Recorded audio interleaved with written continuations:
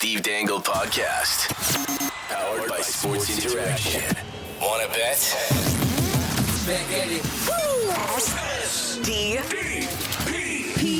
The Steve Dangle Podcast. With your hosts, Steve Dangle, Adam Wilde, and Jesse Blake. Let's go Devils! Woo! The Devils. Do the putty. What? Do the putty. The Devils. Yeah, Seinfeld. Oh, I don't know how to do that. Adam does What that. I just did. Adam does the no Devils. There you go. Oh, right, I remember that. Yes, I do remember face that. painted, and he went on the date. I don't remember. You guys are so good at pulling shit from shows right out of thin air. The both of you. You're great with Simpsons, Family Guy, Seinfeld. You're amazing with that. And so you are like crazy with South Park and Family Guy. Like you just pull it right out of there. I can't remember a line to save my life, but I remember I liked it. And that's I enjoyed it. That's all right. That's okay. Is that okay? Yeah. Okay. Well, you can't be good at everything. Listen, I'm sure as a Devils fan, you can understand my excitement. The Devils have won the trade deadline. It's just happened. Yeah, not the team that's going to get Patrick Kane and Vladimir Tarasenko. The Devils have won the trade deadline because they didn't really give up much. And we're not going to talk about it right now, even though it is probably the lead story. The most unnecessarily big trade ever. It was. I think was it NHL 2023 that like the EA Sports account was like when you keep adding players to make a trade work in It NHL. was 7-6. Yeah. It's a 13-part trade. And then fucking Justin Fisher on the SDPN account ats me and is like, oh, this is when like Jesse doing GM mode or whatever. And that opened the door for people to chirp me about how I don't have a Stanley Cup. You know what? Well, the Devils better hope it's nothing like you. You kept freaking losing. Yeah, the Devils have at least won.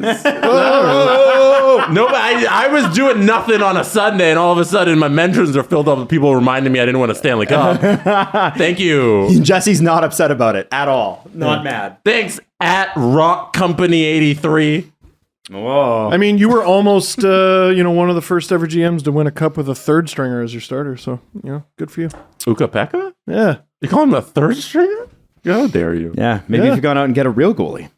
We're in the Stanley Cup final. Lost in Game 7. So You stink. So a couple of things before we get to the Leafs, and then we'll get to Meier and all the other stuff.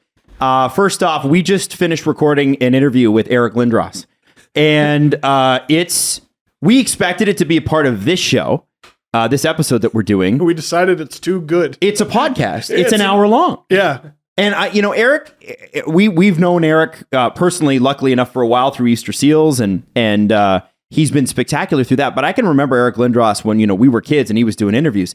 He wasn't a wordy guy, but man, he's got some amazing stories and some really great insight into hockey. And of course, there was that year, and old school Leaf fans are going to remember this, where he was almost dealt to Toronto at the trade deadline, and we were dying for it. And we asked about it.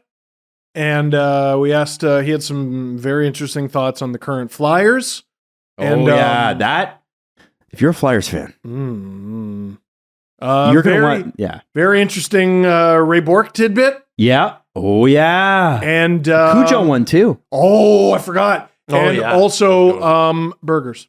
Yes. So that'll be tomorrow on the SDPN YouTube. So you're getting a bonus episode because we're going to do today. We're going to do Eric tomorrow. We're going to do our normal episode on Wednesday that we record. And then, of course, that Friday is the trade deadline spectacular. So we've got, we're going to be doing, as the trades break, I'm not sure if there's going to be any good names left, but as the trades break, we're going to be doing sort of instant analysis, been throwing up videos right here in the studio. And then, of course, we've got Game Over as well. They're doing a live stream, and I'm just pulling up the details for that because I've had 40 bajillion text messages this morning. But it's an exciting time. Like there's so much going on. 4 to 6 Eastern Standard Time is when that'll happen. Live on the SDPN YouTube. Audie James is the main host. Avery, Brady, Charlie, Dennis, Kaya, Lauren, Mark, and Maud will all be a part of it, checking in with the different markets and getting reactions.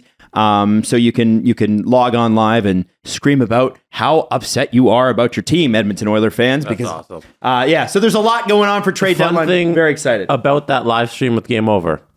Andrew Berkshire, he's out.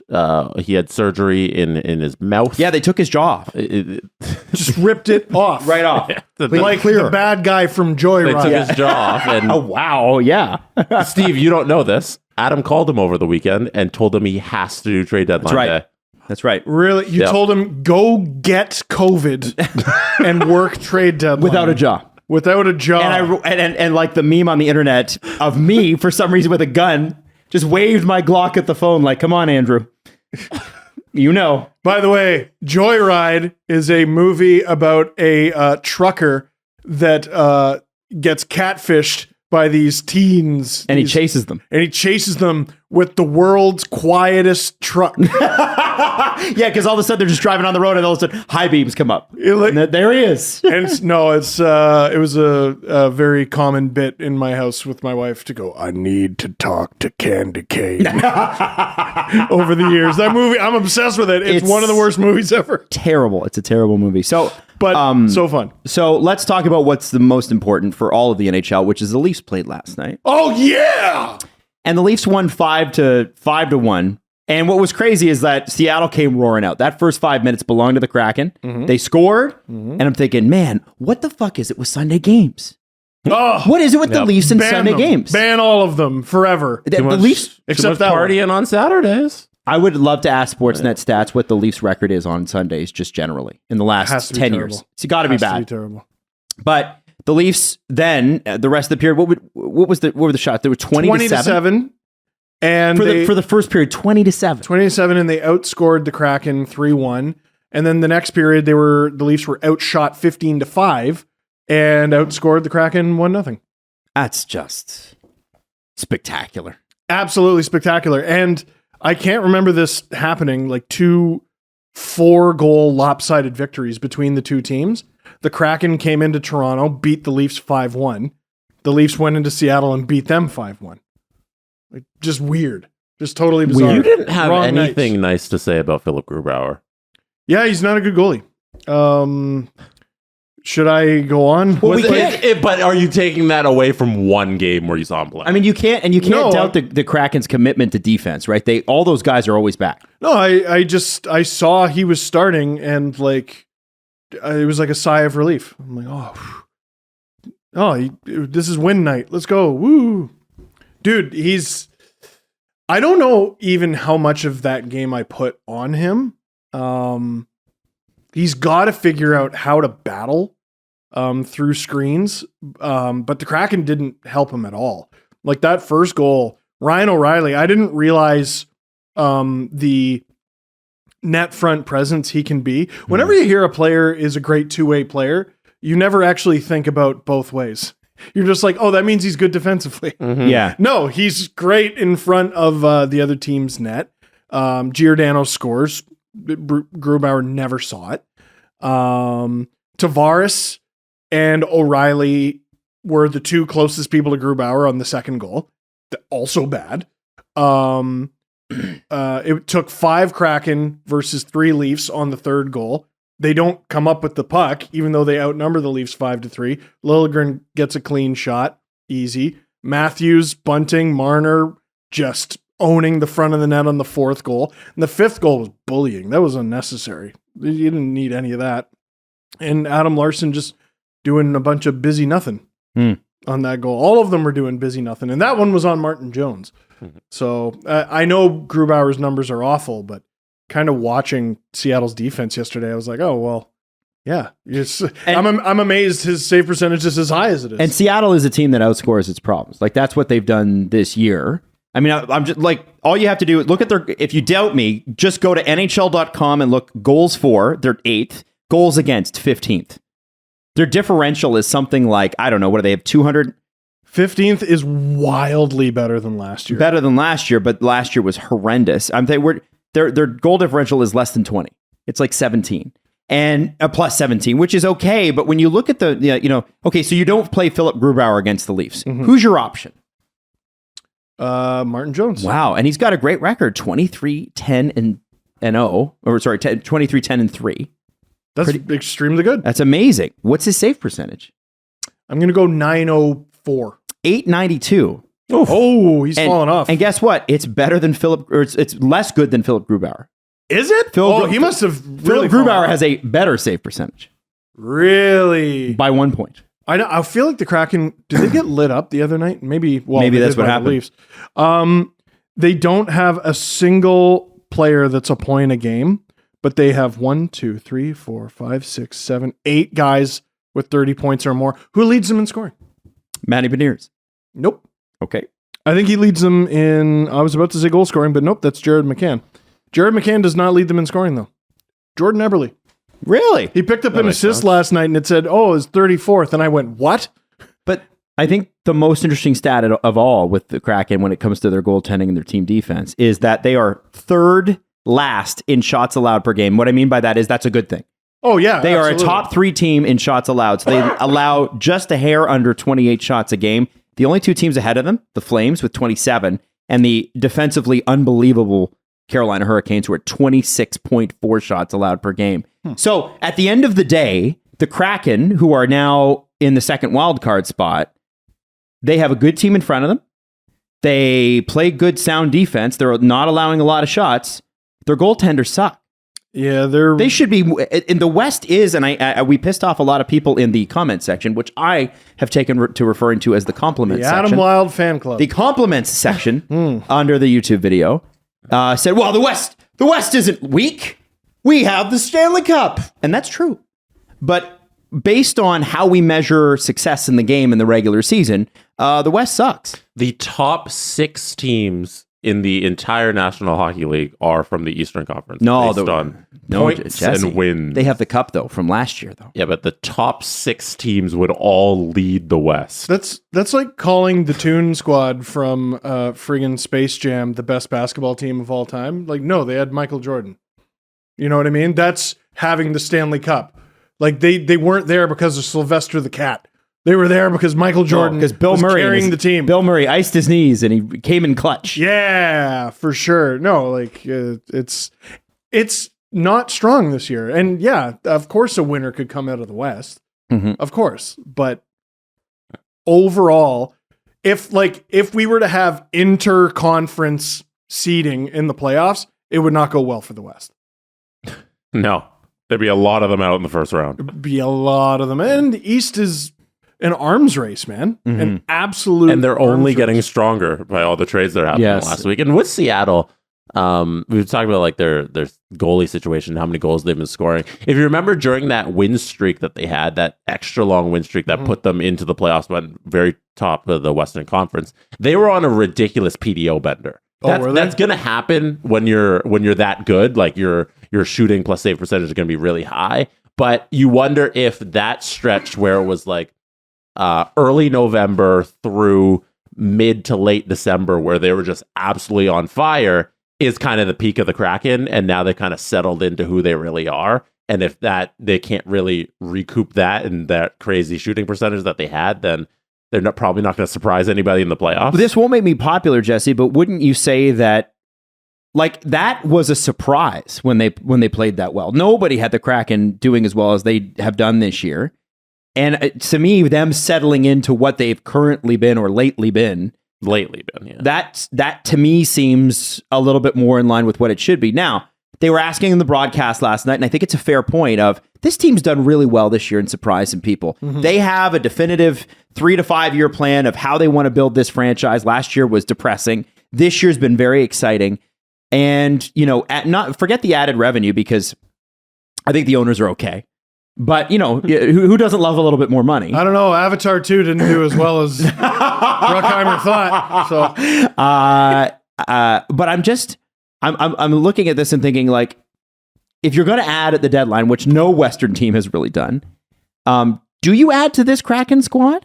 Because to me, I don't know what you upgrade, and I don't know what you want to spend knowing what the goalie situation is. I think they just need more. And like, if you can go out and get a goalie, great. High-end talent would be great, but I mean, that costs a lot. That was Timo. I think if you can just go out and get them some help, there's a clear path to making the playoffs easier than in most years. It's never easy, but it's easier than in most years. And I mean, making the playoffs in your second year would be huge. I mean, look at the Golden Knights. They got that market in a chokehold. Oh, it was amazing that first year. Absolutely. I mean, every year has been amazing for them. They've done quite well, except for last year. You make it your second year. Show your fans what playoff hockey looks like, live and in person. You don't even have to win the first round. Just get in. The Vegas Golden Kings doing great. Just get the merchandise, get the experience, get everyone excited about the team, and get them excited about next year because we're going to be back and we're going to do even better. Yeah, that's how you sell it. So with the Leafs last night, the better team won, which is what you would hope with the Leafs. Couple of kind of pointers though is that because Seattle does get every man back, they do get a little bit clustered in front of the net, and it seems like the Leafs took advantage. You had Giordano opening the scoring, and I think Liljegren had the third goal, both of them from high slot areas, and Liljegren especially has really come into his own lately. Really love that player, man. Like, he was brutal in front of his own net when he sort of became a regular last year, and now he just sort of does everything nice and calm with poise. A little bit boring in the best way. A little bit boring, but also he's a little bit meaner than he was too. He just guides people into the corner. He puts himself in positions where he doesn't have to defend the front of the net because he's already taken care of the problem. And I mean, the one thing the Leafs didn't really have, especially earlier in the season, you got all these high-end forwards, but you don't even worry about the point shot. Right. Well, because they didn't have that. Yeah, you gobble it up. You worry about the rebound, but you gobble it up and you have no problem. Now you got to worry about everything, and that's a problem. It's a problem. Yeah, and it was great to see Gio get the. I didn't realize Chris Russell had blocked the most shots all time, and he passed Duncan Keith, which should tell you that it's a recent stat. Yeah. 05-06 is the season it was implemented. That's when they started keeping shot blocking stats? Yeah, that's wow. He's the all-time leader since that date. Should they do what I think one of the players on the team suggested and give him like golden chin pad or something like that? Hell yeah. Oh, they should get him. They should celebrate this somehow. Did he get the title belt from the team? I hope he did. I don't know. Oh, after the game, yeah. Yeah, I know Matthews had 2 goals. He doesn't give a shit. He doesn't need the belt. No. I think he gave it to G. Yeah, It's pretty cool. They gave Sammy him was good too. a tribute video too in the first commercial break. Oh, did they? Yeah. Inaugural captain. Yeah, and then he came out, he did the stick wave or whatever. That's cool. That's really cool. I guess. 55 games there. Yeah. Captain. But he was the first one. First captain, you trade him after 55 games. I can't believe it was that many. Honestly. Yeah. Serious. Yeah, absolutely. I guess, It means something, I around guess. this time last year. Yeah. Matthews with the 2 goals you mentioned, something they brought up again on the broadcast was that he scored in about as many games as he did last year, but it wasn't what made last year pop was the bunches. I think he had 16 multi-goal games last year, which is dumb. And that was his 3rd this year. Right. So, and he hadn't scored since the Ryan O'Reilly trade. So the Mitch Marner, Really? So the Mitch Marner switch to Nylander, that it was apparently to get him going a little bit. and it worked. It worked. Did break up the All-Ontario line, but they still look good. Mitch is ridiculous. By the way, Mitch is 10th in the NHL in scoring. We were sort of talking about how he's having this monster season, but he's not even really in the conversation. He's 10th. Nylander's 12th. Yeah. So you have 2 guys who are up there. Neither of them are Matthews or Tavares, who are like, Tavares is having an A-OK season. 27 goals. And oh my God, can he not be so good at this left wing thing? Because I don't know. I kind of want to see the 3-headed monster, but the top 6 is just doing so well. Yeah, it's amazing, isn't it? It's doing so incredibly well. And Noel Acciari seems to have brought some identity to that bottom 6, man. Love what a him. pickup. Great pickup. Big hits. He had at least a couple big open ice hits. Yesterday, there was an interesting little piece of analysis. O'Reilly is able to be more aggressive on the draw. They said this on the broadcast. I don't remember who said it, but it was on Sportsnet. O'Reilly is able to be more aggressive on the draw because he knows if he loses it, it's John Tavares. Yeah. Who's going to take the face off. Yeah. So as a result, O'Reilly has won something like 75% of the draws he's taken as a Leaf. Wow. Which we're getting. That's a crazy number. Is it 4 or 5 games now? You're not supposed to win that many. No. The best guys in the league is, wow, this guy's got like 57% on the draw. Like, no, 75. I think wasn't he like 16-3 on Friday night? Some ridiculous, Probably. crazy number. No, he's killing everyone. He's I killing think everyone. It's when awesome. the playoffs roll around, you have to do 1, 2, 3 down the middle. I still want to see it. I still think. Do you do Keith 1, needs 2, to 3 down try the it. middle to start, and then third period, if you're pushing, you Yes, you roll. That is three the lines? luxury of the team. That is the whole. That's the whole idea. Is when you actually need a goal, you throw out all the stars at once. Go do it. Do a 5 forward lineup if you really want, like you're on the power play or something ridiculous. But I think just for the dynamics of the game and rotating that whole line and have them run 1, 2, 3 all the time, and how much of a killer that could be, and then you throw in Nolachari and his fourth line that's running, like then you're 4 deep. I want to see that. The only thing I worry about is the line mates that you give O'Reilly, because assuming Kerfoot? he's number 3, it's Kerfoot and Engvall probably. Yeah. I was tweeting a little bit You mean about Kingval?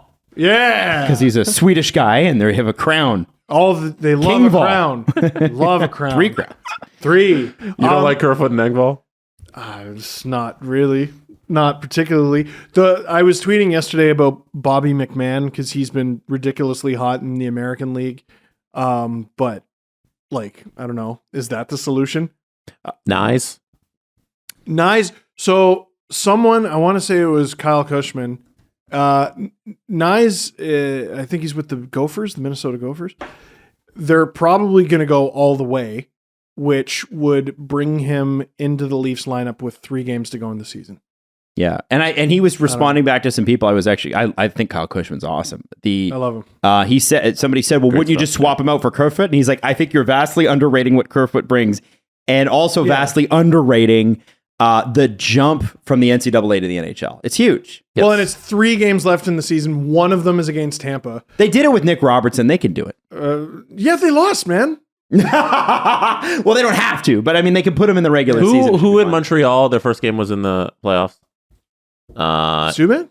No, it wasn't. Caulfield? Caulfield. No, he played 10 Caulfield games. got 10 games. 10 games? Yeah, Oh, and he had 5 points and then got scratched because who's a knob? The guy who's not coaching the Montreal Canadiens. Knobbery. Hey, speaking of which, Mitch Marner, 3 assists last night. And they were nasty too. They were nasty. Yes. You know what isn't, though? What? Mitch's dishes, baby. Hit it. Did somebody say skip? If Mitch likes it, it's got to be great. Mitch Marner, famous for being a bit of a picky eater.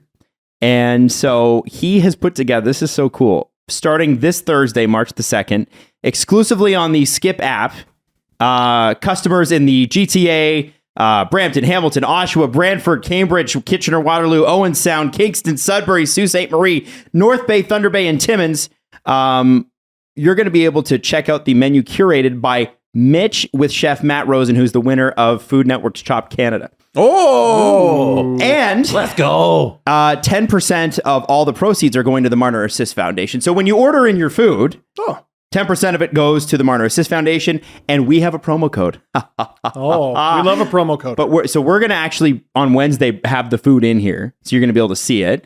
But I'm going to give you the promo code now and then give you this later. So the code is SPO10MD. Again, the code is SPO10MD. It's good for $10 off orders of $25 or more. And listen, it starts Thursday, and we have ordered some stuff. So let's go through what we ordered with Chef Matt Rosen. Jesse, what was your order? I ordered, let me pull it up. I'm going to do the hot stick honey. Hot stick honey. That was my runner-up. Ooh, now explain. What is it? So the hot stick honey is hot honey tossed crispy chicken, pickles, shredded lettuce, and garlic aioli on a grilled potato bun. See, Jesse got back first. That was going to be my pick, but I saw you got it, and I'm like, okay, well, I can't get it too. We could have shared. Mm-hmm. We could have both had the same thing. We can still share, babe. All right. What was your pick? I had the chicken fingers. What is the specific name? You got the boneless right wings. Oh, yeah. With barbecue sauce. Get it right, wings, because that's the position that Mitch plays. No, and I like being a child and ordering boneless wings because it's easy to eat and delicious. and I'm a clumsy boy, and it'll be less messy than other options. Boneless wings are just nuggets. No, they are boneless wings. Boneless wings are chicken nuggets, everybody. I just want to see how you get your giant Jack Skellington hands around this burger, and you Me? yeah, and you're gonna sticky up your computer and sticky up your. I didn't order a mixer. burger. He didn't order a burger. You'd say a sandwich. Okay. Yeah. Yeah, okay. Yeah. It's on a bun, but it doesn't make it a burger. So I had to look at this menu, and I ordered the inside out grilled cheese, and I was like, because Dangles inside out. You know what I'm saying? You know That's what I'm fair. saying? That's fair. And they emailed us back. The chef emailed us back. And what did he say, Jesse? After you chose yours? Yes. He said, "Oh, you wanted to order from the kids menu." I didn't realize it was the kids menu. Yeah, he wasn't making fun of grilled you. cheese. Yeah, I do. Yeah, I do. Okay. Yeah, I do. So, you know what? The thing is, we're actually going to get all this food in studio. They're also sending burger and some other stuff along too. So you're going to get to see it. But what's cool is that this is something that Mitch actually put together himself. And it goes, the Marner Assist Foundation is a beneficiary here too. So if Mitch likes it, it's got to be great. Remember the code for this, and it starts Thursday. So that'd be the Flames Leafs game, right? If you're ordering in SPO10MD, it'll be live when restaurants open March 2nd and stay open until 11:59. Okay. So we've got a ton of vouchers and that sort of thing, but it's $10 off orders of $25 or more. And I think this is going to be something that On the Skip the Dishes That's app. right, And absolutely. Steve, I need you to do a rendition for me. do it. Ding dong, ring a ding ding dong. Skip. Beautiful. That was beautiful. We had to have a meeting about this partnership, and I was like, "Can we use the song?" And they're like, let me look into that." And they said, "Yes." Yeah. I think what's You thought you could escape it? I want you to Think imagine again! Steve on a call with a bunch of adults going, that song effing slaps. And I'm like, It does. Steve, he's 100% right. like, You nailed it, Steve. It's a great song. it is a great song, but it was just like, these people don't know us. When she said "ring a ding ding dong," I felt that.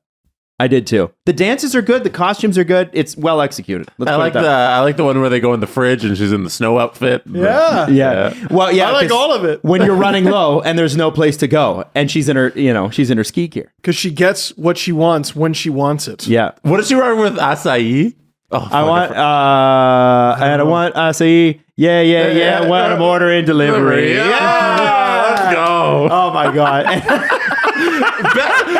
It's a hit. It's the best a commercial hit. jingle of the last decade. In Is my it opinion. available in the States? Like, are there a lot of people who are going to be confused by this? I have no idea. Do we just get Katy Perry for a Canadian hat? Do we care? Do we care? Yeah, I don't. Yeah, It's about no. us finally. Yeah, I don't. It's about I don't- us. I don't think that matters here. Yeah, It does. I think it matters about the people who So could again- use it. So again, this Fair. menu was curated by Mitch and Chef Matt Rosen. The code is SPO10MD. Again, it's SPO10MD. Good for $10 off orders of $25 or more, including the kids menu. Is that an O or a 0? It's an SPO10MD. So SPO10MD. Oh, okay. Oh, that makes Does that make sense? There we That's go. why I was reading it that way. Yeah. You're so smart. I don't know. I'm trying. Not smart at much else. But Wednesday, you're going to get to see some of the food. Thursday, it all comes out. We're very excited. Definitely check out the promo code. And thank you, Skip the Dishes. Welcome to the STPN. We're thrilled to have you aboard. Did somebody say skip? Now, let's talk about the big news this weekend, which obviously was the Timo Meier trade. What? And so we hear about the trade. Timo Meier's been traded to New Jersey. This pissed me off. And then we heard nothing. And we heard nothing. For at least 4 hours. And we kept hearing nothing at all. And Steve's like, hey, I would like to shoot a reaction video to this, and I can't. And then finally, like a couple minutes before the third period of last night's Leafs game, because that's how all clocks are judged, by the way, if the Leafs were playing and when. The goofiest trade that we have seen in recent memory, although I have to say it's nice that GMs are getting more creative. I like it.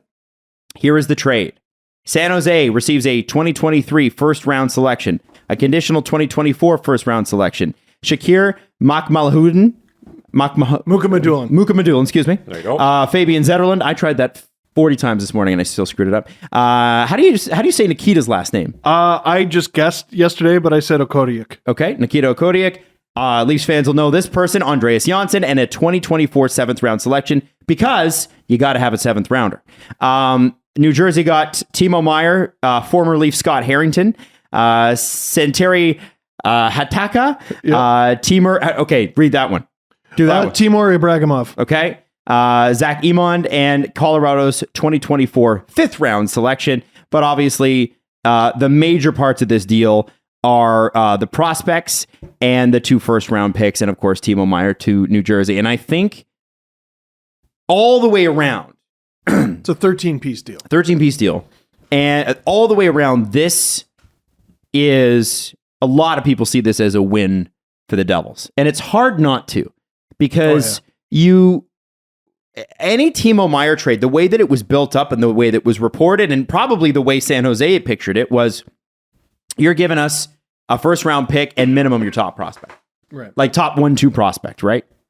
And I think that New Jersey gave up their 4th or 5th best and their 7th best. Yeah, I know a lot of scouts aren't particularly high on Mukamadulin, but I mean, 20th overall pick. 20th overall pick, and he's played 66 games in the KHL this year for Salavat, which is difficult for a player of his age. Because as I said on the video, the KHL doesn't give a damn about NHL development. We need to get this guy into more games. We got to get him more ice time. No, we're going to play the players who are best for our team now because we don't care about development because we're not developing this player for you. In fact, sometimes they'll be like, "Oh, you're leaving for the NHL, huh? We're gonna not dress you for 40 straight games." There's a Leaf prospect who I was tweeting about, Nikita Grabenkin, I think it was. He was basically like held hostage by Metallurg Magnitogorsk, like wasn't playing, and when he did play, it was like 3 minutes. I think there was a game or two where he just sat on the bench the entire game, didn't play a minute. Just like the Rangers, and we'll get to that later. He got traded to Amur Khabarovsk, and he's having one of the best 19-year-old seasons in KHL history. But because he finally went to a team that gave him a shot. So they flat out just didn't want to. Is Metallurg Magnitogorsk, they're one of the better teams, one of the better clubs. They usually clubs. are, yeah. But it's funny because sometimes, like I remember when Ozhiganov was going to go to the Leafs, and we knew a year before he basically didn't play that year. Yeah, because SK they were St. pissed. Petersburg scratched him like half their games. Yeah, because it was retribution for even daring to consider to come to North America. Yeah. So I know Devils fans are like, really, you just made this about the Leafs? No, I made it about the Leafs in order to talk about how impressive it is that Mukamadulin played 66 games in the KHL this year. And by the way, it's not for Devils fans, it's for Sharks fans because he's a Shark now. The San Jose Sharks got 3 first-round picks for a guy they weren't going to re-sign. That's pretty damn good. Yeah. I don't know. I think people are a little down on the Hall, but I think 3, because I think it's gonna upgrade to a first, like the conditions on that 2nd round pick. Did you watch my video yesterday? No. So I thought it was very interesting that in the Devils release, it was I believe they said a conditional 2nd, and in the Sharks release, it's a conditional 1st. And they're both right. Yes. It is, depending on how the conditions go, it'll be a 1st or a 2nd. But the Sharks are like, look at what we got. And the Devils are like, we only gave up a 2nd. So the conditions are if New Jersey makes the Eastern Conference Final and Meier plays in 50% of the games, or New Jersey makes the 2024 Eastern Conference Final, then the pick becomes a 2024 first. There's a good shot New Jersey wins 2 rounds. It's not bad. Like, I guess you can't really look at it as a 3 first-round picks, but it's 2.5, I guess, when you're looking at it right now. I think that's a pretty good haul. Plus, the extra capital and prospects for somebody who wasn't going to play there past this season. Here's the problem, though. I think that you're right, Jesse. I don't think that it's a bad haul.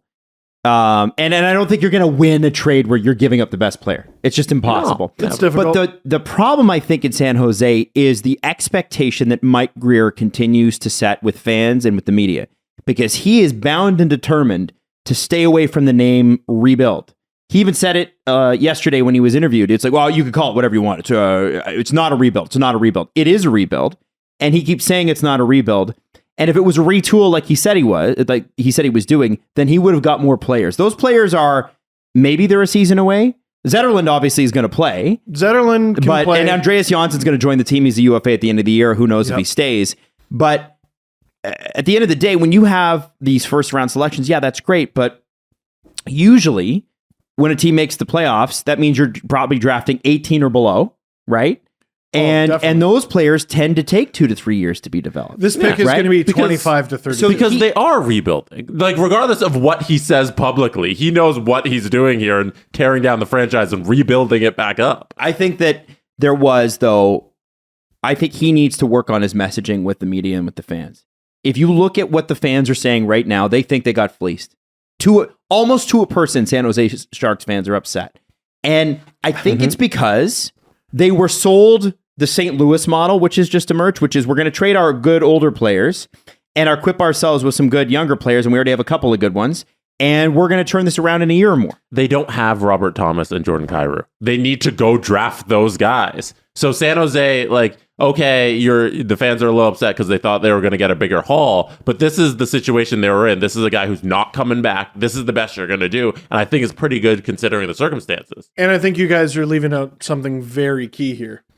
Timo Meier has been traded 5 days ahead of the trade deadline, which frees up Mike Grier to do all sorts of other goofy shit for the next 5 days. All of a sudden, Erik Karlsson becomes a little bit more realistic. Or, I don't know, like, think of the big contracts that they would love to move. Well, you're not moving Vlasic. I'm sure they would love to try. It gives you time for, could you do a Reimer? You know, and I know I love to bring him up, but could you? LeBanc, Barabanov. I think we're going to see a lot of action out of the Sharks. I sure hope so. I think that, it's too early to judge how Mike Grier has really done, to be honest. I know people are jumping on him, but, you got Hurdle, who you expect to stick around forever. He's a top line center. Logan Couture has still, after this season, 4 more years at $8 million. He's right? not bad. Not bad? Absolutely not. Nope. Karlsson signed through 26-27. Vlasic through 25-26. Mario Ferraro, left defenseman, 24 years old. This is a good deal, $3.25 million. But you're to me, for Mike Grier to redeem himself in the fans' eyes, and like it or not, whether it's fair or not, they're pissed. I think you've got to do the thing that everybody knows you can only do this year. And that's move Erik Karlsson. He may never be this good again. This is the time. You must move on from that contract. Did I read he has more even strength points than Connor McDavid? He's been amazing. There's no way. Look it up. That's a crazy stat. Yeah, I mean, when I read it, my first thing was, this person is mistaken. And I get that. That was my first thought. I get that he might be saying, well, he's super valuable. Look at how good he's been. He's got, let's say it's true, he's got more even strength points than Connor McDavid. But who is that valuable to? It's not valuable to the Sharks and where they're going. No. No, and if anything, it hurts them. 100%. You gotta get Bedard. Yeah. Bring him to Cali. You can bet that with David Bastel. Brought to you by Sports Interaction. Get in the action and make a play. 19 plus. Please play responsibly. Okay. Dave. Yes, sir. Fire. You're a sick man. You're Sometimes. a sick man for this. The prop is called Campbell's Revenge Soup. Oh, stop it! What is it, Dave? I know. What is Where it? do I come up with these things? Okay, what do we have? Well, we got a couple for good old Jack. We have whether or not he's going to record the win against the Maple Leafs on Wednesday, because chances are he should get this start on Wednesday night. Okay, he hasn't exactly been great in Edmonton, but you'd think he'd get the start against his former team. But I've added one more prop for you. Okay. But I think Steve will like this. Zach Hyman hat trick. You know what? I'm writing that down as we speak. There we go. Let's go. You got. I've added this because of everything that's happened over the weekend with a certain Bruins goaltender. I've decided that we're going to add, will Jack Campbell score a goal I love it. against the Toronto Maple Leafs? 100-1 Oh! is the yes. That should be Just saying. I know. 50,000 to 1. I should get a stake in the company if that hits. You kind of do. The former friends bets are good. Zach Hyman 230 to 1 to score against the Leafs. But I like this one, Tyson Barrie. Because like Zach Hyman left on good terms. Tyson Barrie left on get the hell out of here terms. And He almost got booted before the playoff. yeah, 5 to 1. To score a goal. Yeah. You might need to take a good hard look at that one. He's been pretty productive. Yeah, he has. Yep. Absolutely. Oilers West versus Leafs West versus Leafs East. Yeah, I almost changed that around there. So. Hey, I say this all the time, but one thing about these bets is that you can always bet the no. Yeah. And you can turn your $2 into 28 cents on the no Tyson true. Barrie won't score a goal. That's true. I love winning those 28-cent bets because Adam, I'm looking at you. yeah, man, that's my thing. I love those. Can I bet against Jack Campbell scoring? Yeah. Yeah? Oh no, you can't. You can not scoring. You could bet against Jack Campbell not winning. Ah, boo. That's a bet for the Leafs. That's a pretty good bet. Oh, wait. Yeah. No, Yeah. wait. That's good. That's also good. Hey, Steve. Wednesday night, looking forward to it. You do have, and by the way, there's all the NHL trade props.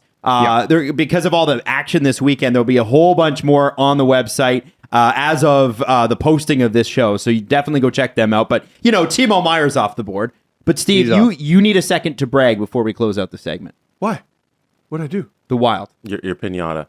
Tell us about Have we not talked about that No, yet? we have not talked about your pinata. And by the way, Dave, for anybody, while Steve brings this up, what's the pinata pick for anybody that doesn't know? Because people love this.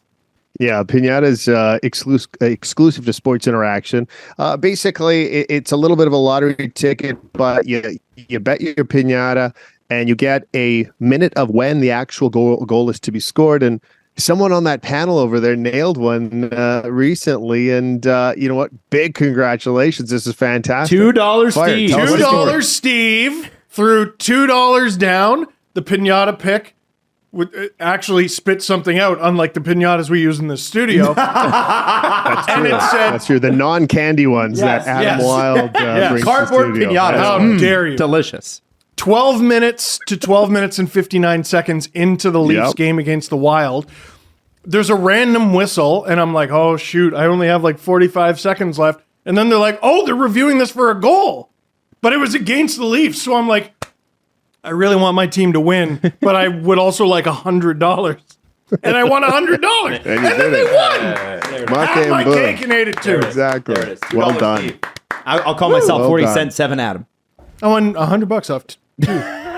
There you go, man. That's 47 cent Adam. That's me. It's Big not, win. not the going to great catch part, on. and the great part is, guys, you never know when goals are going to be scored, right? You have the 60-minute clock. If they score at the 15-minute mark, between 15 and 16 minutes, you nail it. And that's exactly what happened to you, Steve. It's not something that, it is a lottery ticket, yes, but it's so random that the number being thrown at you is just as random. Anything can happen with it. I love the pinatas. I'm a big fan of them. Yeah, I will say this. I got 2 pinatas for that game because I tried it once and it was like 45 minutes in. And I'm like, well, that's not going to For the first goal. Yeah, no. So I did it again and I was like, 12? Hey. I got a shot. And then it worked. Dave, thanks as always. And we're going to see you Wednesday because our big trade deadline show is Friday and it's going to be bananas. But you're going to get us all queued up and ready to go with all the remaining names on the board. Hopefully there are some. I don't know. Oh, there Hopefully, will. yeah. We'll just create some names too. That sounds good. Yeah, Thanks, there guys. we go. Thanks, Dave. Bye. Leafs got Lafferty Yo, what? and Jake McCabe. What? What? Like right now? In the same deal? I well, have- obviously. I've for a I while called now. this a month ago. For a while now, I've had notifications for the Leafs PR. So whenever there's a trade, Rick, get it right away. And I just got one. And we're going to play a little game. And it's going to be, what did the Leafs give up to get Jake McCabe, Sam Lafferty, a conditional 5th, and a conditional 5th? Okay. Here's what I got. I think they made Chicago retain On McCabe, Lafferty, or both? McCabe. They both have. So Lafferty's Lafferty, $1.5 million, right? 1.25? Some Lafferty? 1.5 or 1.25? Do you need this information to answer the No, question? I guess not. Okay. I want to say he has 1 year left and McCabe has 2. Mhm. So McCabe at half retained would be This year and next. $2 million. Yeah. And that for sure was going to cost a first round pick. We know that. So that's their 2025 pick. So that's what I think is number one. Oh, okay. I don't think they gave up Matthew Nyes. Chicago wants him. I know that. He was almost in the deal last year. I'm really hoping they didn't give up Matthew Nyes. I'm thinking, Niemela? though, I'm thinking they had to give up something off the roster. Well, to make the salaries work, I wonder if... Okay, so like you could do... I mean, they buried Jordy Ben and Joey Anderson, so you don't have to worry about We're that. guessing here, eh? Okay. It's so interesting because everybody at home has already seen it. Like it's the afternoon right now. So- Everybody knows what the deal is. So you need to... Because Jordy Ben and Joey Anderson no longer on the roster, right? They're buried, those contracts. Right. I mean, they could be involved in the deal, but I don't know. But if you're moving money off the roster, to me, the two that make the most sense are actually Zach Aston Reese. Oh, And- I kind of like him as a playoff guy, though. Yeah, I do too. Three guys. Obviously, Kerfoot's name comes to mind as a UFA, Yeah. but I don't think they would do that. I think they think he's extremely I think useful. they like him a lot. He's a good... Hey, man, what a bonus to have him on a fourth line. Justin Hall is a name that comes to mind. They drafted him.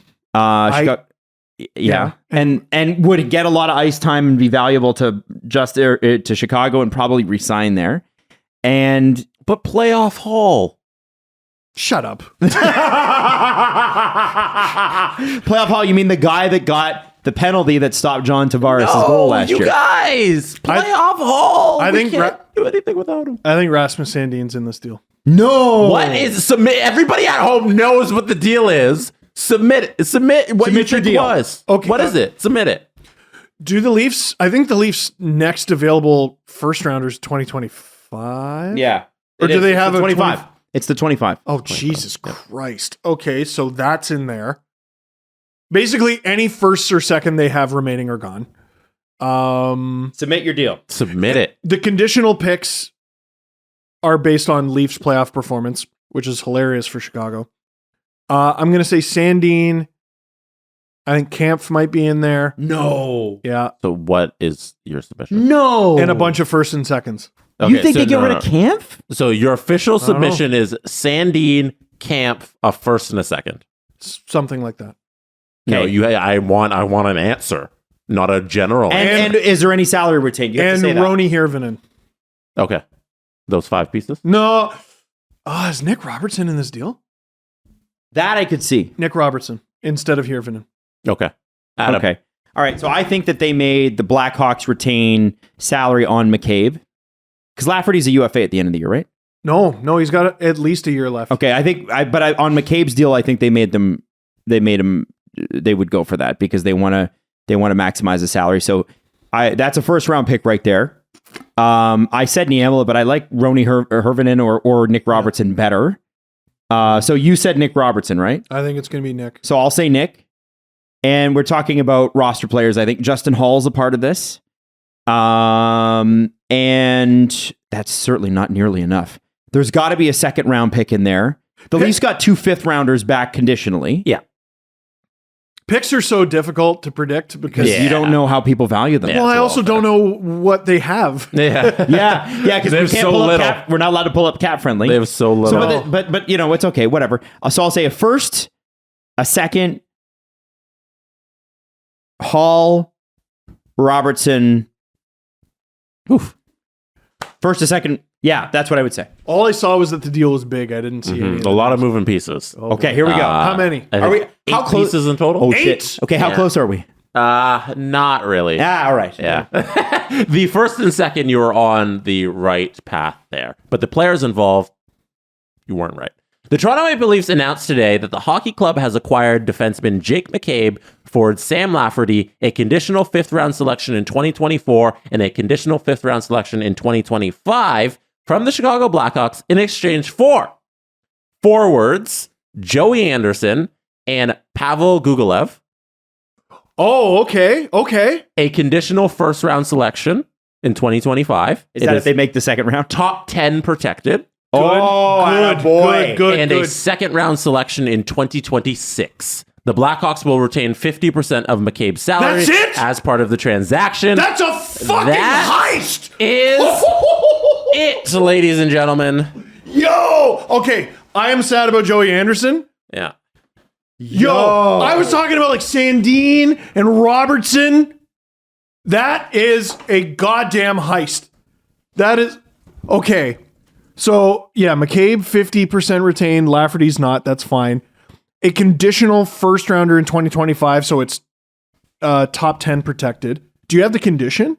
It's top 10. Just that? Yeah. So Second round pick in 2026. I didn't even know they were allowed to trade. yeah. Joey Anderson, Chicago Blackhawks fans, the Leafs got him straight up for Andreas Janssen from the Devils. He's actually given the Leafs some really good games this year, but especially if you're going to be acquiring Lafferty, there's just not a roster spot for him. You're going to get a good, young, hungry player. I think he'll be a good bottom six guy for you as you rebuild. Pavel Gogolev, by the way, that is a contract. Throwing that out the window. I'm really surprised that it's that. So here's what I'm getting. Okay, here's what I'm thinking when I look at a trade like this, and when I look at Timo Meier. You look at what happened last week. Things hit a fever pitch in terms of value. Gavrikov was going to go to Boston for a first and a third, and then Washington stepped up and said, "Actually, we're going to trade people now." And Boston said, "Okay, we'll take what you have." What an amazing package. Guys, this proves it. Prices fell this weekend. Prices fell big time. You look at the return for Meier, who was supposed to get your top pick and a first overall, right? Yeah. Or a first rounder. Yeah. They didn't get that. And you look at this. This is like, I mean, they got them to retain Jake McCabe's 50% as well. Like, it's just a protected first. That's amazing. You're having Jake McCabe for the price of Justin Hall this season, next season, and the season after, without giving up Justin Hall. They didn't give up anyone off their roster. Nope. That's amazing. That's incredible. Yep. So you're only pushing down. The only thing that they don't answer is the 2025 first round pick. So it's top 10 protected. Let's say the Leafs fall off a cliff and, a bunch of injuries, whatever, they missed the playoffs. The pick ends up being third overall, but it's protected. What then happens to that pick? It probably just bumps to the next year where it's unprotected. Then it'll be unprotected. 2026. Wow. That's usually how those conditions. You can also sparse on the cap friendly page. But you have to go for it. Oh yeah. You have to do it. Dude, that's a even if they don't succeed this year, which I fucking hope they do, but both of those players will be on the team next year. Cap Friendly hasn't even updated yet. Or dealt. Wow, that's surprising because Cap Friendly's usually like crazy on it. Well, they're probably waiting on some conditions or something. It's a busy time of the year, yeah. Well, the Leafs just announced it. I know, but I think they're... listen, man, those guys work so freaking hard. People have lives. People have jobs. Yeah. And the Leafs have a ton of money coming off the books this year, too. I didn't realize. A ton of money. The Blackhawks, I'm telling you... That's before the Leafs trade. This is without the Leafs picks. Kyle Davidson, to his credit, has done a fantastic job tearing down the team. We don't know how they're going to do building it back up, but the tear down has been absolutely fantastic. They have a first and two firsts this year, 2 firsts the next, 3 seconds this year, 2 seconds the next, 2 thirds this year, 2 thirds the next. But then the Leafs gave up a first and a second. They're going to have 2 first round picks for the next 3 seasons. Yeah. Wow. And they haven't even traded Kane yet. Not that return would be crazy. Wow. 7 second round picks in 3 years. Good for them. Wow. Good for them. That's how you do it. I mean, you got to hit. You do, and you have to trust your scouts. That's the thing. But Chicago did draft well before. They got Taze and Kane. Yeah, and Doc and Hagel. And I don't know why they got rid of them. They found Panarin. DeBrincat. Yeah. I say, by the way, it's not updated yet, but shit. Deadline cap space for the Leafs as of before this trade was $5.17 million, according to Cap Friendly. Now, I'm not sure how much of that changes with Matt Murray coming back. Obviously, this has to work with that. But you wonder what that leaves them with, because it's $2 million plus Sam Lafferty at whatever he's making. It's interesting. Lafferty's 1.15. Oh, man. That's a variable deal, too. Yeah. Wow. So Jake McCabe's 50%. So $2 million. I didn't realize it was a 3 years. It's 2 more after this. Is 3 years left on the deal. Yeah. He's going to be a Leaf for a while, man. Yeah. Unless they move him. So the reason I thought I was there. I thought there had to be a roster player involved with this because of the cap space. So that's what we've been hearing. The next move had to include a roster player. I mean, a big issue with the NHL is no one really knows the rules. Like, dude, the average fan does not understand how it works. I don't. It's so hard to understand. I second guess myself on almost everything. I gotta say, as a Leaf fan, holy shit! How did Dubas get O'Reilly, Achari, McCabe, and Lafferty without giving up a prospect of significance? The biggest prospect he gave up was Mikhail Abramov. Mm-hmm. That's fucked. He got 4 players. You know what's even more fucked? His contract expires in like 4 months. Oh, Dubas? I know. Holy shit. He's the UFA we got to worry about. Spectacular. I mean, if they are not able to get over the hump, I mean, I don't know what else you can do. Hey, can you let's not think about that. Can you just tweet out that we are currently recording so that people know? I'm getting fucking inundated with tweets from people like, did you guys already wrap? Did you guys already wrap? Tweeting, we are recording. Shut up. So Nick Barden from Leafs Nation tweeted this out. Here's a potential Leafs lineup. Okay. Let's just say it's based on last night because they switched Marner Nylander. And we were talking about who the hell's going to play with O'Reilly. Bunting, Matthews, Marner, Tavares, O'Reilly, Nylander, Engvall, Kampf, Yarncroke, Kerfoot, Achari, Lafferty. Sorry, say that third line again. Engvall, Kampf, Yarncroke. Yeah. And then Kerfoot, Achari, Lafferty. There's no way that's going to stay that way. Kerfoot on your fourth line? Well, because he's played well with Achari, I think. They've generated they've scored together a couple times. I said they're not good enough on the wings to do the 1-2-3. Now they might be. And then on the defense, and I think you'll like this even better, Riley Brody, McCabe Liljegren, and then Gio with Haller standing. Holy shit. God damn. Better win around. I wonder if he plays with Riley. I wonder that too. Can he switch? Is he a switch guy? He's a switch guy. Because he's left shot. Yeah. He's listed as a switch guy. I don't know enough about him, to be honest. Just yet. Wow. That's crazy. Hey, something broke during the show. Hey. All right. It's the first time. You know what? That's Kyle Dubas throwing us a bone, but he's definitely listening. And every day we got 2. That's 2. We're 2 for 2. What? On the predicting Leaf trades. You nailed O'Reilly. You got Jake and Sam. Dude, I had that a while ago, but I thought that was going to be the only thing. Yeah, Adam, here it is. What's the next one? The next one, guys. We got the 2 of us got one. What are you? I think the Edmonton Oilers. No, it's Leafs. Leafs? Oh, it'll be this summer. Oh. Yeah, I don't think they're making a trade. Unless Shen. Well, do you think they go out and get Shen? McCabe? They don't need Shen now. Shen right? McCabe. Wasn't it Shen McCabe before? I don't need your opinion. Yeah, I mean, honestly, I don't think. I mean, could they upgrade at the goaltender position? Maybe, but I don't think they got the room. You know what's wild? I think they could afford Shen. At half retained, they could $400,000. Sure, I think they could. Yeah, I think they could. No, that's part of the deal. Is that if Shen, because he's making like $786 or something. Yeah, can you retain and his salary be less than league min? Yes. Oh yeah. Cool. They don't have assets that they can get rid of. I mean, but I think prices fell this weekend. I think Chicago was like, all right, let's pull the deal. Let's pull the trigger. Let's go. Drafting and scouting is so damn important. And that might be concerning to you as a Leaf fan because you're like, Steve, they just got rid of all their picks. Not all of them.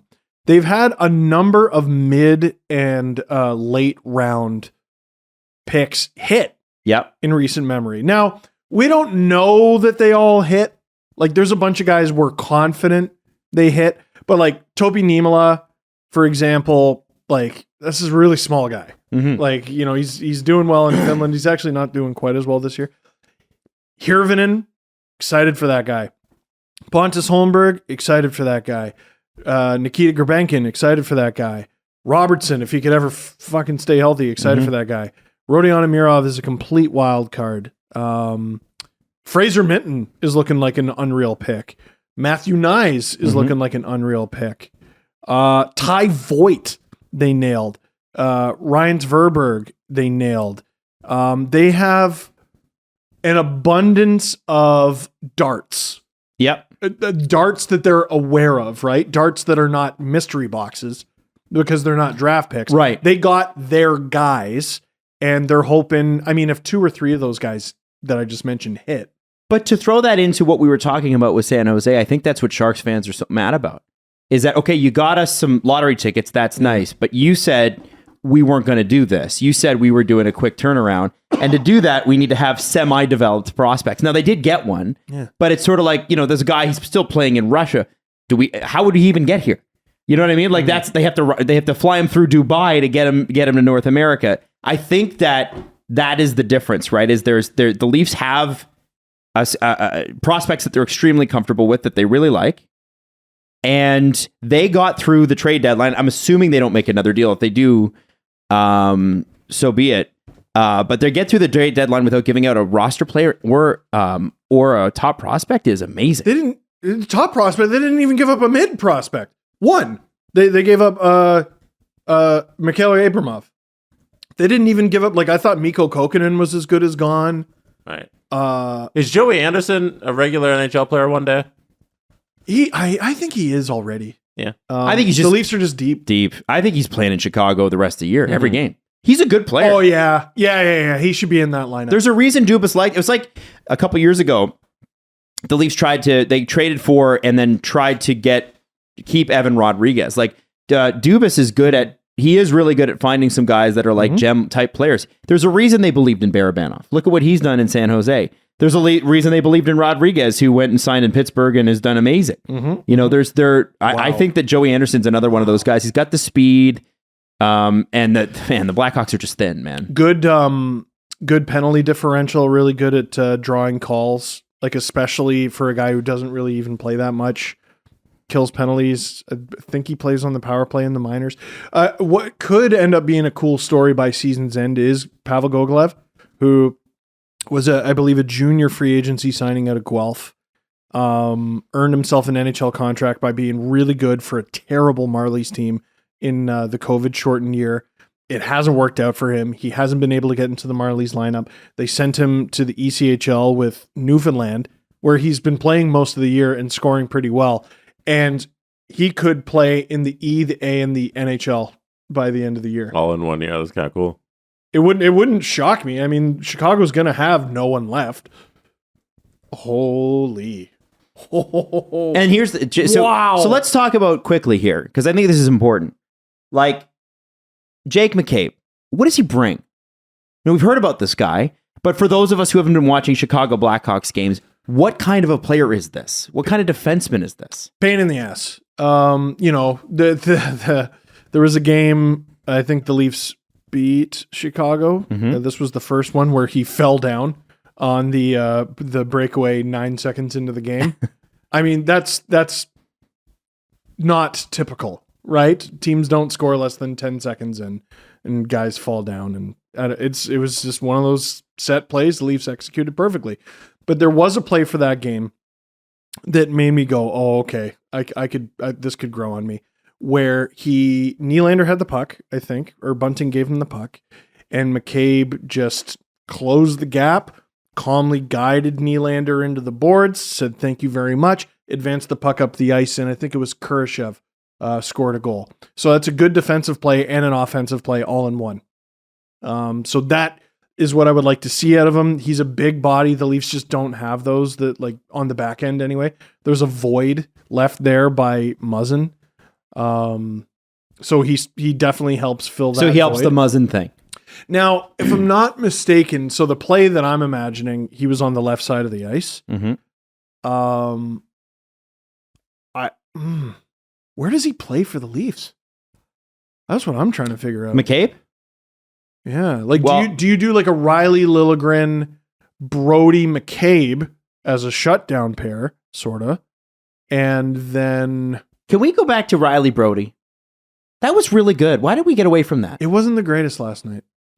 And the problem is Brody is, for all his strengths, he's bullyable in front of the net. Okay. Which is actually why I kind of don't love him as a shutdown guy. Like, I want him making good stick plays and moving the puck. So what if it's Riley Brody? I mean, Giordano does not come out of the lineup.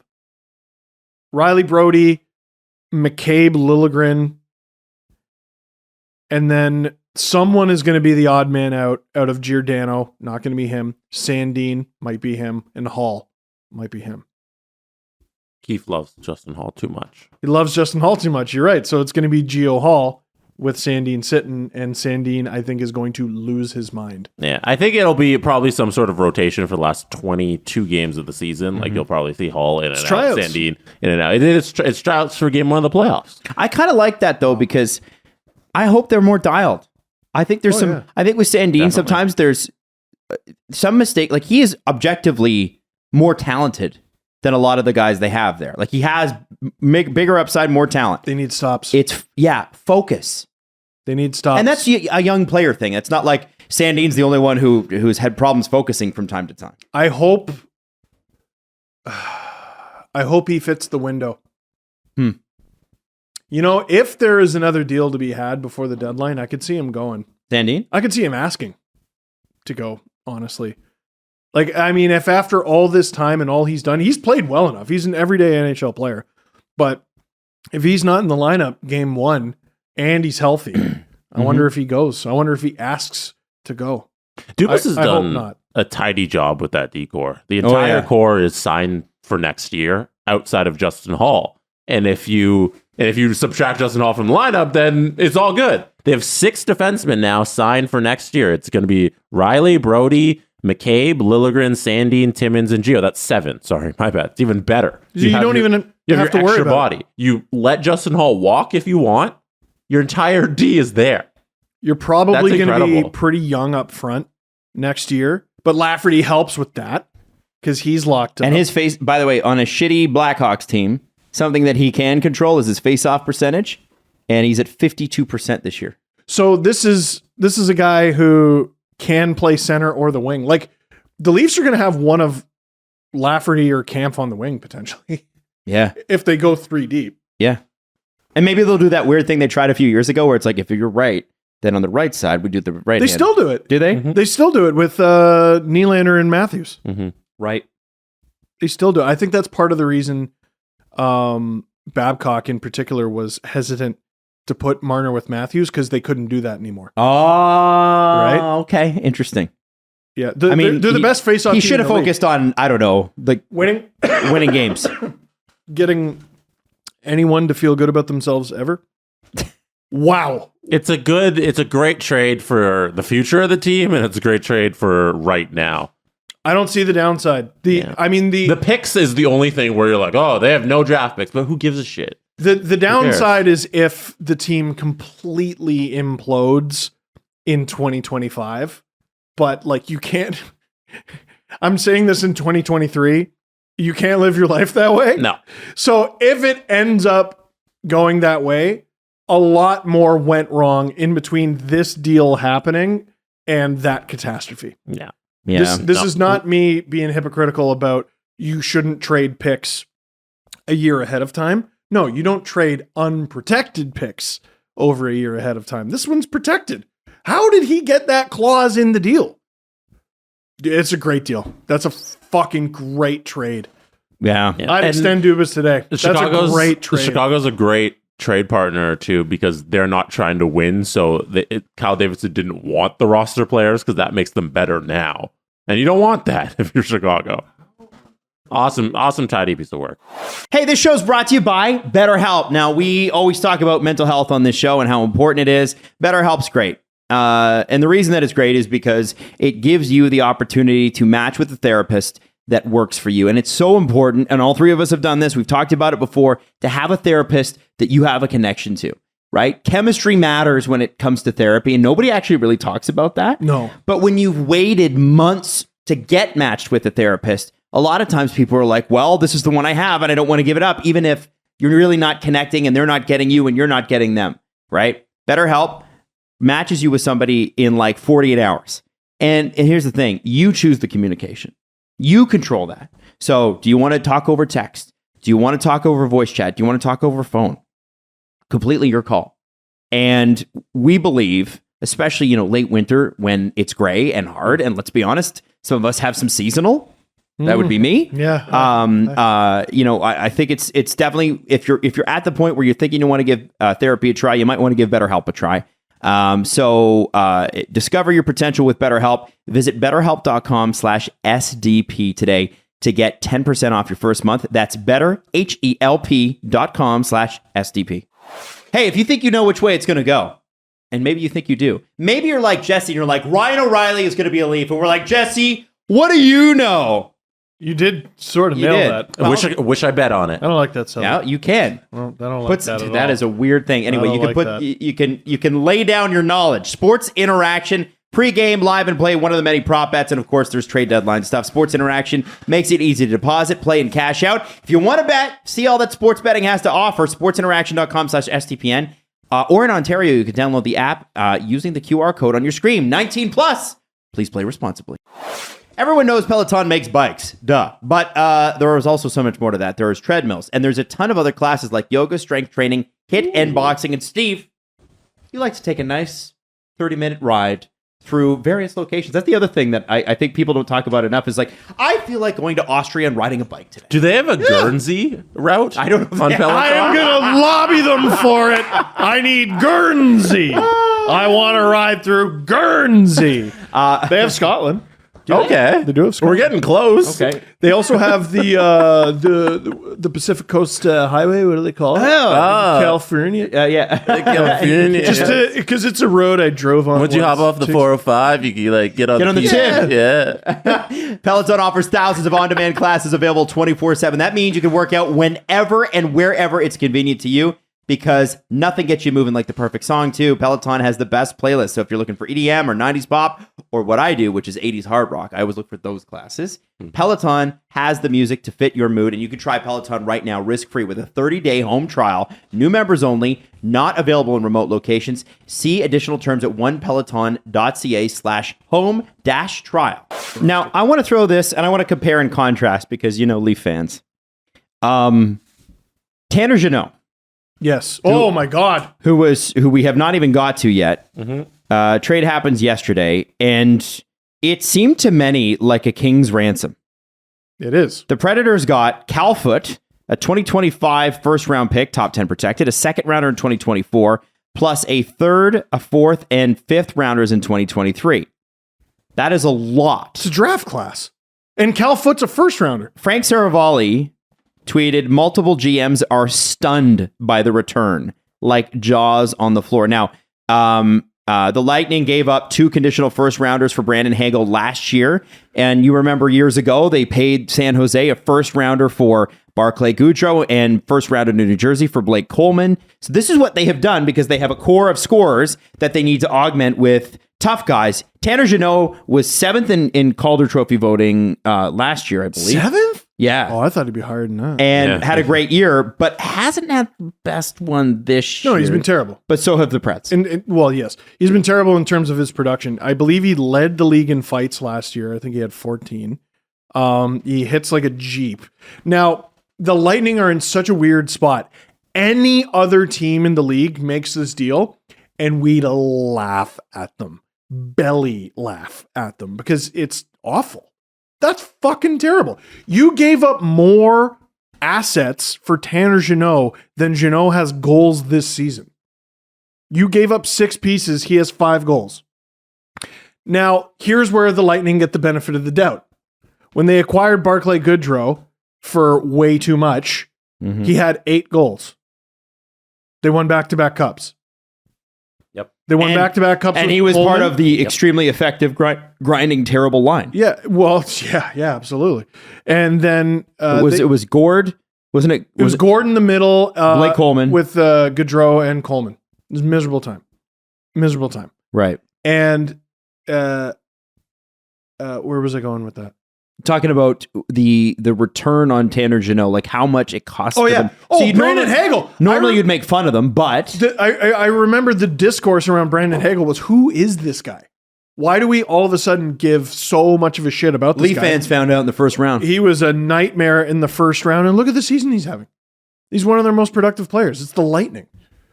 Well, and I think here's what the Lightning do. It's something that the Patriots used to do when, at the height of the Tom Brady era, is they'd get these guys out of nowhere. They wouldn't be drafted. They'd sign them as a free agent out of college. And, they'd, sit on the sidelines for a couple of seasons, and then they'd somehow fit them into the system. Mm-hmm. The Patriots had a system. The Lightning have a system where it's like, hey, on the Predators, Tanner, we needed you to do these 5 things. But when you play for the Lightning, we need you to do 2 things. Yep. We need you to forecheck. Hit again. And we need you to forecheck some more. And he'll probably get some goals out of it. Like, dude, who has a better pro scouting department in hockey than Tampa? Well, if you've been to the Stanley Cup final 3 years in a row, I don't think you can argue that. And that's so obviously they see the potential here. And so while people are laughing, I'm kind of like, well, let's not laugh quite yet because it's Tampa. Let's not tempt fate. And I know that the Leafs are playing, but here's what Julien Brisebois had to say. If you would like to hear it, guys.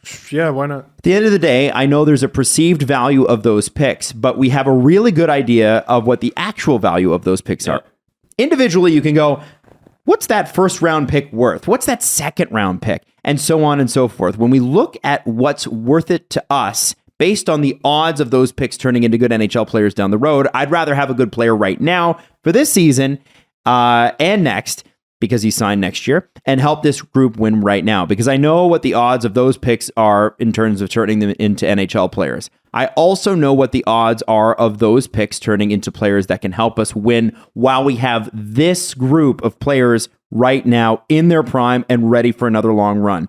The odds of that are 0. None of those picks are going to help. None of the players we were going to draft with those picks are going to help us win this year or next, or probably the year after that. So when you put it in a context and you frame it that way, it becomes a pretty easy decision, actually.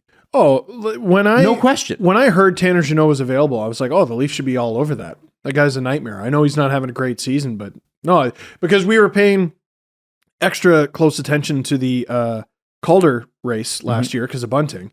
And there was this dude who was almost keeping up with Bunting in terms of goals. I think Bunting had him beat on assists, but he was also hitting and fighting everything that moved.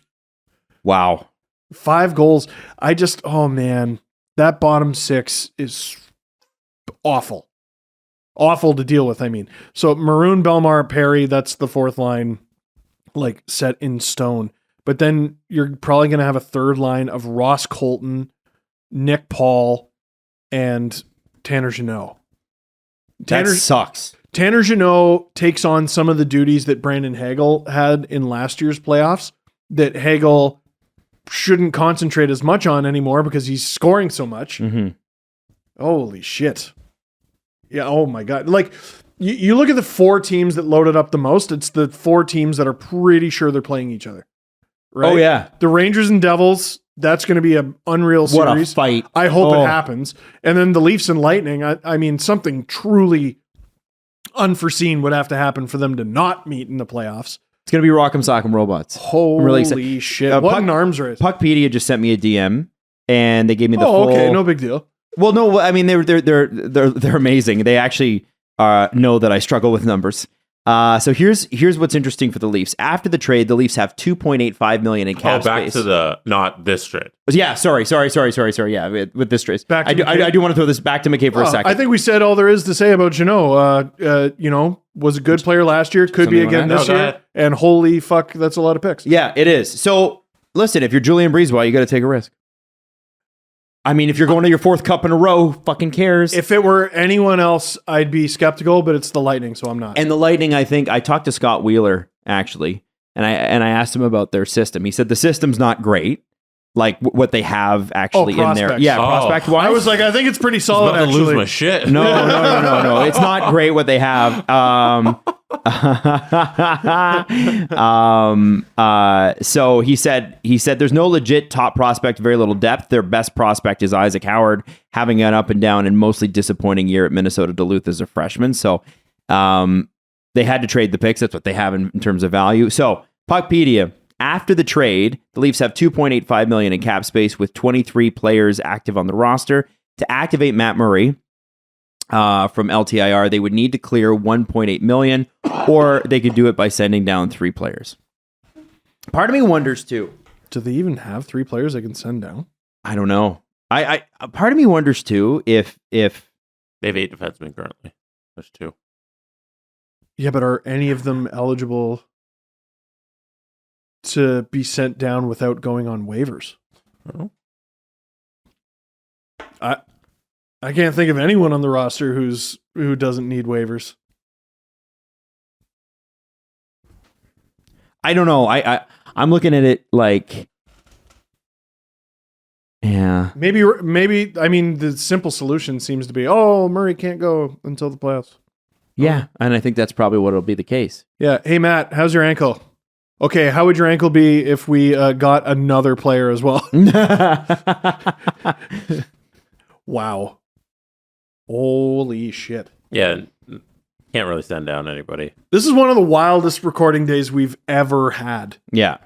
And completely, you had such a big show planned, and it was so much bigger. Like, we had Eric Lindros in. Mm-hmm. He was so good and went so long that we're going to release it as its own episode tomorrow. Yeah. There was the Meier deal, the Jeannot deal, the live Leafs deal. And here's what we haven't got to yet. Let's just delete the Kraken game. Like, who gives a shit? The West hasn't done anything. These are they sold. Yeah, these are the topics. The West hasn't done anything. Barry Trott's back to Nashville. Oh my God! Andre Miller and the spitting incident with Drew Doughty. Ew. Mark Messier and PK Subban on TV. Linus Ullmark scored a goal. Oh my God! Bill Guerin actually weighed in and said that Ryan O'Reilly was in fact a Minnesota Wild player, Jesse Blake. Let's go! No, that's not how that works. Yes, it is. Shut up. And we actually have our grid rival F1 SDPN group is back this year. We had over 1,000 people sign up last year for our Formula One pool. So if you want that, it's on the SDPN Twitter right now. Do you want me to get to any of these? Like, do we want to talk about? We don't have time. Do like, we? how long is this episode? I don't know. It's already long, right? close to an hour and a half already, and then we get the thing tomorrow. And we got it. No, We've been recording for 3 freaking I hours. think we're done. No. He scored a goal. Barry Trotz, we called it. That was a thing that was going to happen. Called Barry.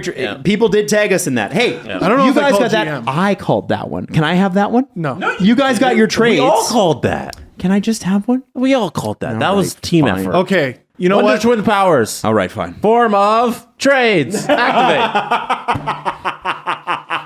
All right, no press conference, Give right? it. Okay, fuck it. All right, been too long. So let's fire up you the have to extra. show up. Let's fire up the extra. Don't forget, skip the dishes. If Mitch likes it, it's got to be great. And on Thursday, use that promo code. It's SPO, as in the letter 10, like 10, and MD. SPO 10 MD is your promo code. $10 off of a $25 or more order. Ding dong! Did somebody say skip? The Steve Dangle Podcast. Powered by Sports Interaction, Canada's sportsbook. Follow the guys on Twitter at Steve_Dangle, at Adam WYLDE, and at Jesse Blake. Connection.